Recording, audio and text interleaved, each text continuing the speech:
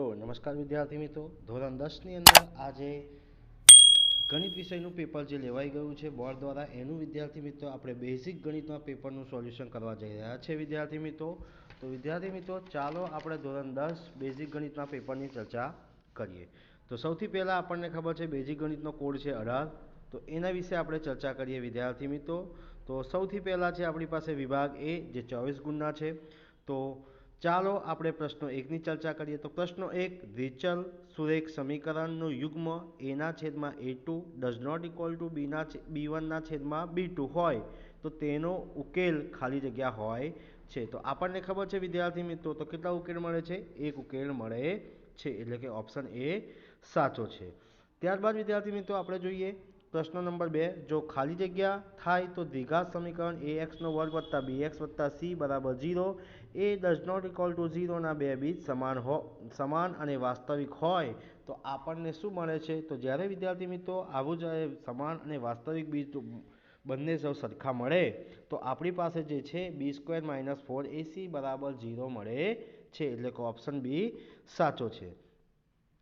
ત્યારબાદ વિદ્યાર્થી મિત્રો ક્વેશ્ચન નંબર 3, કોઈ સમાંતર શ્રેણી 4, 10, 16, 22 ખાલી જગ્યા માટે સામાન્ય તફાવત ડી છે. તો સૌથી ઇઝી ક્વેશ્ચન વિદ્યાર્થી મિત્રો, તો સામાન્ય તફાવત કેટલો છે? +6 મળે છે. ક્વેશ્ચન નંબર 4, બિંદુઓ 0, 5 અને -5 અને 0 વચ્ચેનું અંતર. તો આપણી પાસે જવાબ છે વિદ્યાર્થી મિત્રો 5√2, એટલે કે ઓપ્શન બી સાચો છે. ત્યારબાદ વિદ્યાર્થી મિત્રો આવે છે question number 5, sec square theta minus tan square theta is equal to ખાલી જગ્યા. તો આપણને ખબર છે કે 1 + tan square theta is equal to sec square theta. તો sec square theta minus tan square theta is equal to 1 મળે છે. તો ઓપ્શન બી સાચો છે. તો ક્વેશ્ચન નંબર 6, કોઈ માહિતી માટે x બરાબર 25 અને z બરાબર 25 હોય તો m બરાબર કેટલા? તો જવાબ છે વિદ્યાર્થી મિત્રો આપણી પાસે જવાબ કેટલો મળે છે? 25 મળે છે, એટલે કે ઓપ્શન એ સાચો છે. ત્યારબાદ વિદ્યાર્થી મિત્રો આપણે જોઈએ ક્વેશ્ચન નંબર 7, જે ખાલી જગ્યા છે, યોગ્ય શબ્દ પસંદ કરીને પૂરવાના છે આપણી પાસે. 3 + 2 √ 5 એ ખાલી જગ્યા સંખ્યા છે. તો આપણને ખબર છે કઈ સંખ્યા છે? અસમય સંખ્યા છે.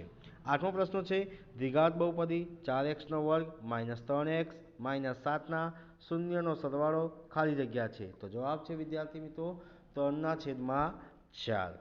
9મો પ્રશ્ન છે, એક સિક્કાને 3 વખત ઉછાળતા મળતા શક્ય કુલ પરિણામોની સંખ્યા ખાલી જગ્યા છે. તો 8 છે.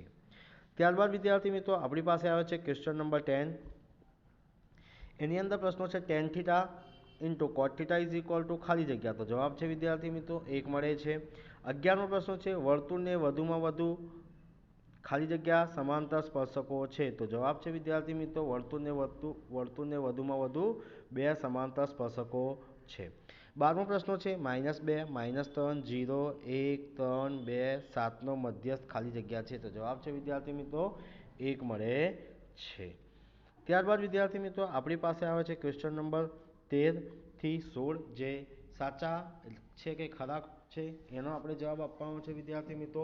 તો ક્વેશ્ચન નંબર 13 છે, 17, 23 અને 29નો ગુસા 1 છે. તો આપેલું વિધાન કેવું છે? બિલકુલ સાચું છે. ત્યારબાદ આવે છે ક્વેશ્ચન નંબર 14, આકૃતિમાં કોઈ બહુપદી y p નો આલેખ આપેલો છે. આ કિસ્સામાં p શૂન્યોની સંખ્યા 2 છે. તો આપેલું વિધાન આલેખ પ્રમાણે શું છે? ખોટું છે ભાઈ. ત્યારબાદ આવે છે ક્વેશ્ચન નંબર 15. ક્વેશ્ચન નંબર 15 ની અંદર શું કહે છે? દ્વિચલ સુરેખ સમીકરણ યુગ્મ 2x + 3y = 12 અને 3x + 2y = 18 હોય તો x + y બરાબર કેટલા? 5 થાય છે.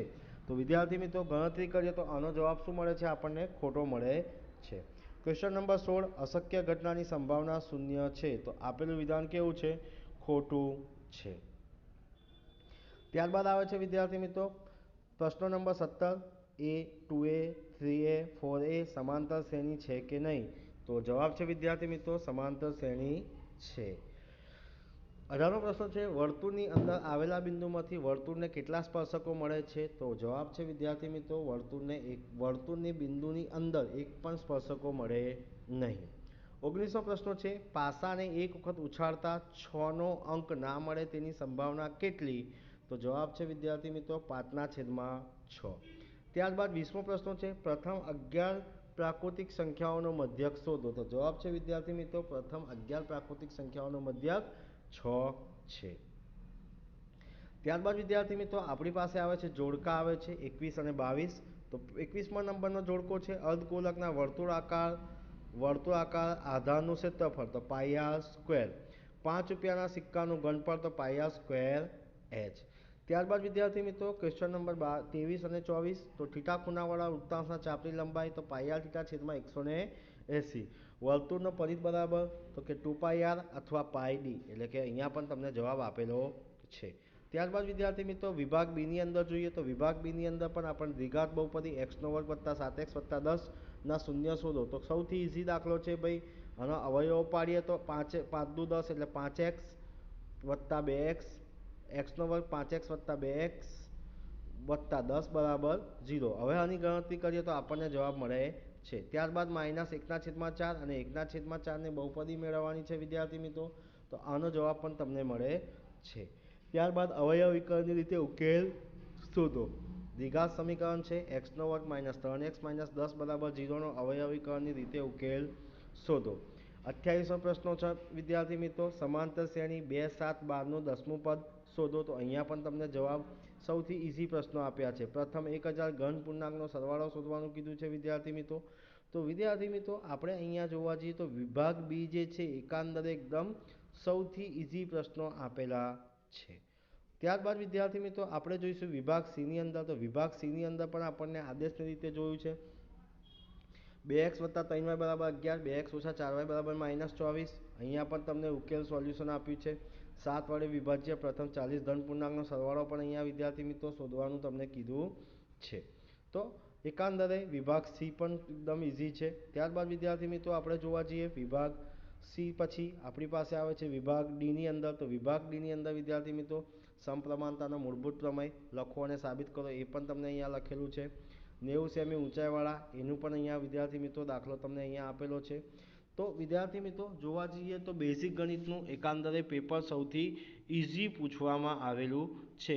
જે તમારા પૂરા 80માંથી જે વિદ્યાર્થીએ મહેનત કરી છે એને ગણિતની અંદર બરાબર બેઝિક ગણિતની અંદર 80માંથી 80 ગુણ આવી શકે છે. તો વિદ્યાર્થી મિત્રો આ વિડીયો તમને ગમ્યો હોય તો લાઈક કરજો, શેર કરજો અને કમેન્ટ કરજો. અને જો ચેનલને સબસ્ક્રાઈબ ના કરી હોય તો સબસ્ક્રાઈબ કરવાનું ભૂલતા નહીં. જય હિન્દ, જય ભારત.